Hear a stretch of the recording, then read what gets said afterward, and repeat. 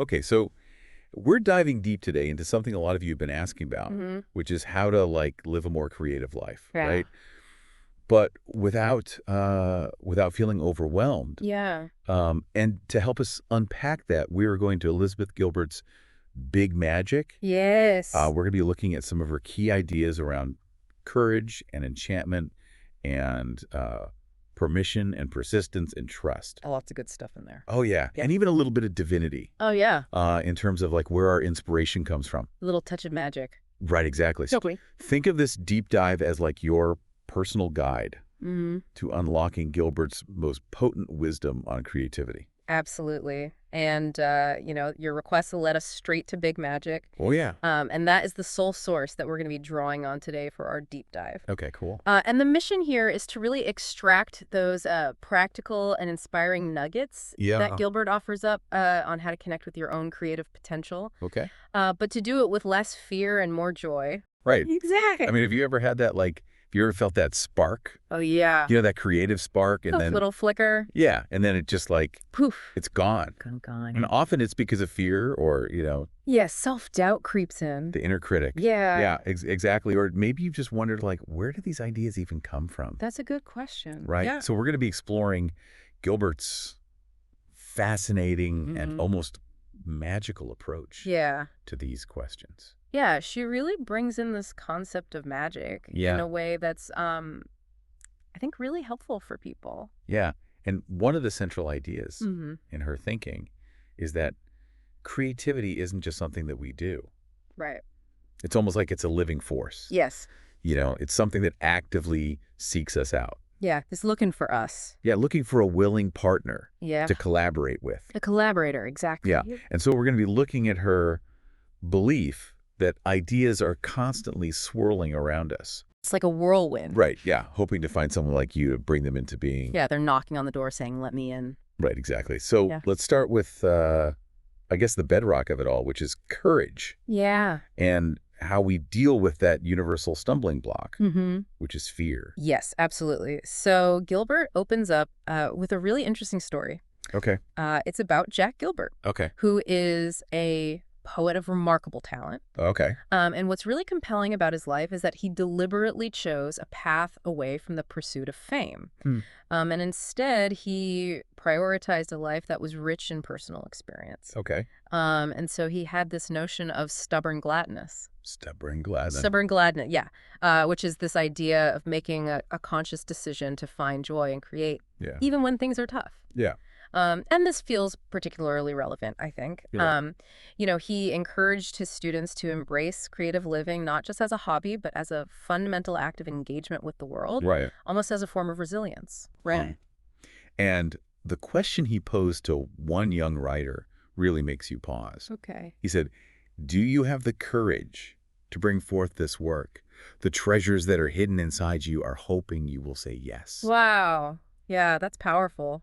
It is. Yeah, and it really, that really highlights like the inner bravery It does. that's required to even begin. Yeah, just to start. Yeah, and then Gilbert follows that with the story of her friend Susan. Oh, yeah, Susan. Who decided to take up figure skating again at 40. That's great. I know, right? No. And here's someone who had competed as a child, knew she wasn't going to be an Olympian. Right. But still decades later went back to the ice. Yeah.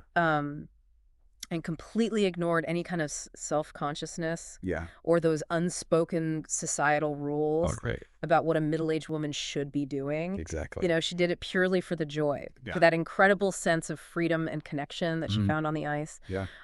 It wasn't about winning or proving anything to anyone. It was about that deeply personal experience of joy and transcendence. Yeah, I love that. And it makes you think about all the things that you might have put aside. Yeah. Simply because, they didn't fit some external expectation. Absolutely. Or because you thought, I'm too old for that. Right, exactly. Yeah. And what really resonates, I think, in Susan's story is that it's like she's deliberately choosing to follow what brings her joy, irrespective of the inner critic or any perceived judgment from the outside world. And it really underscores Gilbert's point that a creative life is not some exclusive club for the gifted. Right. It's not just for those who are destined for greatness. Yeah. It's open to anyone who's willing to pursue what makes them feel alive. Yeah, absolutely. And so this connects directly to how Gilbert views fear. Okay. Which she surprisingly argues is actually quite boring. Yeah, boring. So what's the core of her argument there? So her point is that fear at its heart is incredibly repetitive. Okay. It's like a broken record. It's always playing that same tired track, SOP. Huh? It lacks any real originality or nuance. Yeah. It's just this constant one-note command to back away, to not even try. Yeah.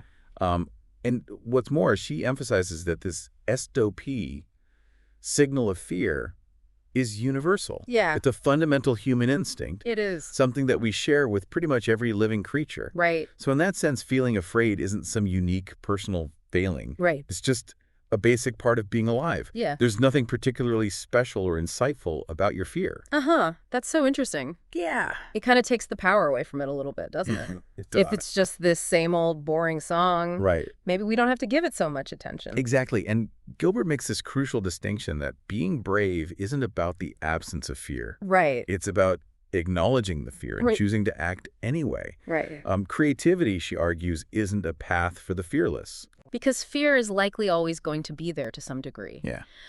Instead, it's a path for the brave. Okay. Those who feel the fear but step forward and do the work regardless. Okay. It's about showing up, putting in the time, even when that voice of fear is doing its best to hold you back. And this naturally leads us into Gilbert's ideas about where these creative impulses even come from in the first place. Oh, yeah. This is where things get really interesting. It does. This is where it gets kind of enchanting. Yeah, it's a little woo-woo. Right, exactly. So Gilbert wholeheartedly embraces what she terms magical thinking. She does. When it comes to creativity. She's all in. Right, she doesn't just see it as a purely rational human process. Right. She views it as something almost supernatural and otherworldly force of enchantment. Like a mystery. Right. Yeah. And this perspective is really key, I think. It is. To understanding her concept of ideas as having a kind of independent existence. Yes. She proposes that ideas are constantly circulating around us, almost like invisible energies, actively seeking out human collaborators who are open and willing. Yeah. So they're not necessarily generated solely from within our own minds. Right. But rather they seek us out. Yeah, they're looking for us. Trying to find someone who is receptive to them. Exactly. And so Gilbert describes how these ideas attempt to get our attention. Yes. Maybe sending subtle signals or nudges. Little whispers. Little whispers. Yeah. Right. And so often, though, we're just too preoccupied. We are. With the everyday noise and distractions to even notice. Yeah. We're just too busy scrolling. Right. We're just like on our phones, lost in our worries. Yeah. Just not paying attention. And so the idea will eventually get discouraged. It gets tired. Yeah, and move on, hoping to find someone else. Right. Someone who is more open to receiving it. Someone who's ready. Right, exactly. And then she suggests that there are these rare and wonderful moments when we are when our defenses are down, when we're perhaps in a state of curiosity or even a bit of boredom, and that's when the magic can potentially slip through. Yeah. Right? The idea, sensing this receptivity, begins to work on us. Okay. And Gilbert describes these almost universal physical and emotional signs of inspiration. Good. Those sudden chills, Yeah. the hair standing on end, a nervous flutter in the stomach, Mm. a rush of thoughts that won't stop buzzing in your head. Right. That feeling of a new infatuation or a sudden intense obsession. Yeah. It's as if the universe itself starts to subtly shift, throwing little coincidences and intriguing signs our way, all designed to keep our interest peaked. Interesting. Okay. And the idea can become quite persistent, even disruptive. Okay. Waking us up in the middle of the night, pulling our attention away from our routines, Right. until it finally captures our complete focus and poses that crucial question, do you want to work with me? And so at that point, as Gilbert lays it out, you face a choice. You do? Yes or no. Yes. And saying no might seem like the easier path. It often is. And sometimes it is. You avoid the often messy and demanding process of creation. Exactly. But Gilbert points out that sometimes, we decline out of laziness. Right. Or fear of failure. But there can also be really valid reasons to say no. Oh, absolutely. Maybe the timing genuinely isn't right. Yeah. Or you're already deeply committed to another project. You've got too much on your plate. Exactly. Yeah. Or you might even just have a sense that that idea, for whatever reason, has landed with the wrong person. Yeah. It's just not for you. Right, it's just not for you. Yeah, and what's so interesting is her observation that quite often people simply say no out of habit or a lack of awareness. They're just going about their day-to-day lives unknowingly turning down these invitations from inspiration. Right. But then there's the other path saying yes. Right, and so that's when the real adventure begins. That's when things get good. Right, so when you say yes, in Gilbert's view, it's showtime. You've essentially entered into a contract with inspiration. A commitment. Yeah, and your job then becomes incredibly simple. Okay. And profoundly challenging. All right, I like it. Which is to see that collaboration through to its often unpredictable conclusion. And you just got to trust the process. Right, it's about committing to the process even when you don't know exactly where it's going to lead. Yeah. And it's here that Gilbert offers, I think, a really refreshing perspective. Okay. On the artist's relationship with inspiration. Okay.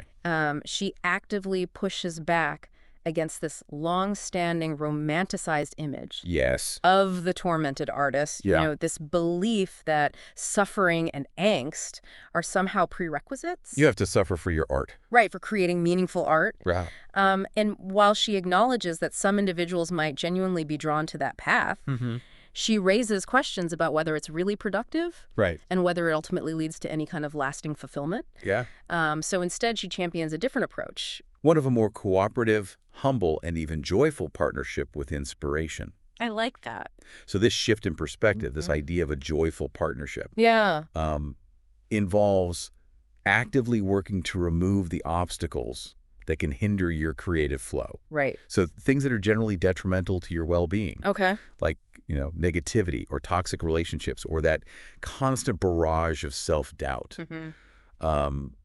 Those are also likely to be detrimental to your creative work as well. Yeah, it's all connected. It's all connected. So it's about daring to find pleasure in what you create. Yes. Viewing setbacks as opportunities for learning and growth, and actively resisting the seductive traps of grandiosity or self-blame or shame. Right. Ultimately, she brings it back to that fundamental act. Yeah. It's all about the work itself, the process of bringing something new into being. Exactly. And so this focus on the work itself naturally leads us to the vital element of persistence. Okay. Gilbert shares a very personal anecdote about an Amazon novel that she started with great enthusiasm, but then over time simply abandoned. And she describes how after neglecting it for more than 2 years, she revisited it and found it to be just an empty husk. Oh, wow. The initial sparked the animating idea, having grown tired of waiting for her attention, and ultimately left. So the idea left. The idea left. Yeah, I was like, I'm out of here. Wow. And it's a really powerful reminder, I think, that these creative sparks are fragile. They need our consistent attention, our nurturing, and our commitment to keep them alive. It's almost like tending a fire, isn't it? Yeah. If you don't keep adding fuel, it will eventually die out. Yeah, you got to keep it going. And Gilbert emphasizes the importance of what she calls grieving efficiently for those lost ideas. Right. So don't get bogged down in regret or self-recrimination. Yeah, just let it go. Right. Just acknowledge that the opportunity has passed, say goodbye with a sense of closure. Yep. And then immediately redirect your energy and attention to something new. Yes. The key is to keep creating. That's it. To stay open and curious, because new ideas are constantly seeking willing collaborators. You're out there. Right, exactly. And then there's this really serendipitous story of Ann Patchett. Oh, yeah. Writing a novel with an almost identical premise. I love this story. To Gilbert's abandoned one. Yeah. It's like mind-blowing. It is. How these ideas can indeed grow tired of waiting for one person and then find their way to another. It's just someone else. Who's more receptive at that particular time. Yeah. This illustrates the concept of multiple discovery. Yes. Which is the idea that when the time is right, certain ideas, certain inventions, certain creative concepts can emerge in different places with different people, seemingly simultaneously. It's like it's in the air. Yeah, it's like it's in the air waiting for the right connection. Exactly. It's almost as if the idea had its own trajectory, its own agency. Yeah, like it has its own life. When Gilbert wasn't available, it found its way to Ann Patchett. Exactly. And this really reinforces this notion of ideas as something more than just random thoughts in our heads. Yeah, I think so too. Right. And Gilbert also shares this really vivid description from Ruth Stone. Oh, Ruth Stone! Who describes palms arriving almost physically like a galloping horse. Galloping horse. Yeah, and the poet having to run like hell to capture them. I love that image. Right, to transcribe them before they pass right through and go searching for another poet. Someone else. Right, and this really highlights this feeling of the artist as a conduit. A vessel. Yeah, a vessel through which these creative energies flow. Yes, and the sense of being a conduit connects very directly to Gilbert's thoughts on trust. Okay. And what she refers to as the external genius. Okay, the external genius. The external genius. Yeah, so she delves into this ancient Greek concept of eudaimonia. Eudaimonia, okay. Which essentially means being well-spirited or guided by a benevolent inner spirit. Right. A divine creative force. Okay. And modern terms like flow or being in the zone. Yeah.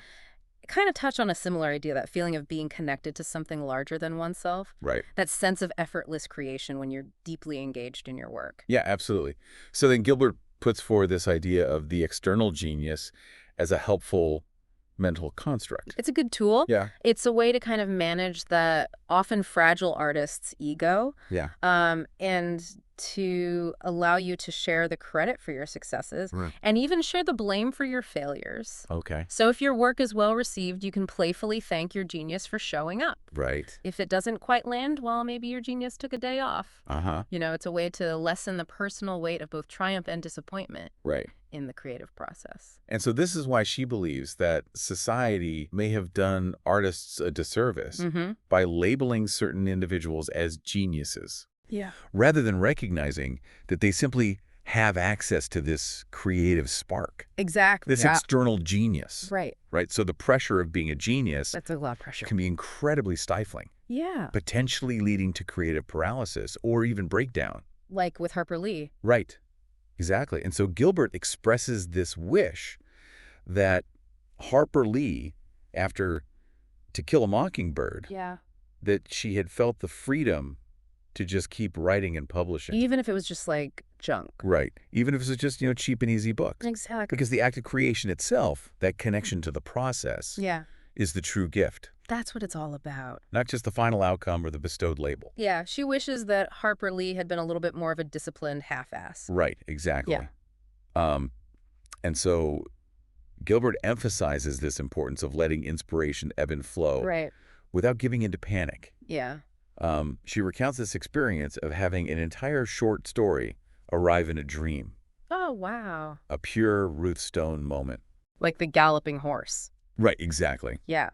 But she also acknowledges that such dramatic moments of inspiration are relatively rare.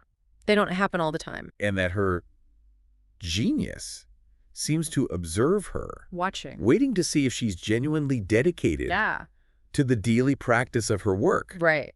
Before offering those moments of profound insight. Yeah, it's like the muse is testing you. Right, exactly. To see if you're serious. So the key is to just maintain that steady engagement. Yeah, just keep showing up. To keep showing up at the page or the canvas. Yeah, whatever your creative thing is. Whatever your creative outlet may be. Yeah. Whether you feel particularly inspired at that moment or not. Right.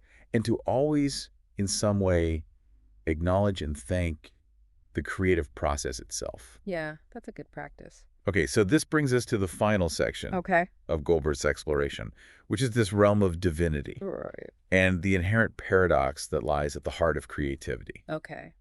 So she looks to her own parents as wonderful examples of what she calls rebels. Rebels? Individuals who wholeheartedly embraced creative living simply by relentlessly pursuing their own curiosities and making things themselves without ever seeking external permission or validation. Just doing their thing. Right. So they were in their own way, living deeply creative lives. Yeah. Even if they weren't traditionally labeled as artists. Right. They were ordinary people leading these extraordinary creative lives, fueled by their own intrinsic drive. Exactly. And so Gilbert expands on this, observing that the fundamental human impulse for creativity is deeply ingrained. It's in our DNA. Right. It predates even the development of agriculture. Wow. So it's not solely about producing grand masterpieces that will hang in museums. It's about the everyday stuff. Right. It encompasses those simple everyday acts of making or decorating or expressing ourselves in whatever way feels natural. Yeah, and she shares this unforgettable philosophy of Eileen who views her physical body as temporary, but her tattoos as permanent. Wow, that's a powerful image. It is a really powerful metaphor for embracing a vividly decorated, albeit temporary existence. I like that. Okay. And Gilbert also challenges this pervasive idea that your creative work must be profound. It has to be important. Right, that it needs to save the world or hold some immense significance. Yeah. She candidly shares that her own primary motivation for writing often stems from her own personal need for exploration and the simple joy of the process. So she wrote, Eat, Pray, Love as a way to navigate and make sense of her own life journey. And its profound impact on others was a welcome byproduct, but not the initial driving force. So she emphasizes the importance of detaching from the need for constant external validation.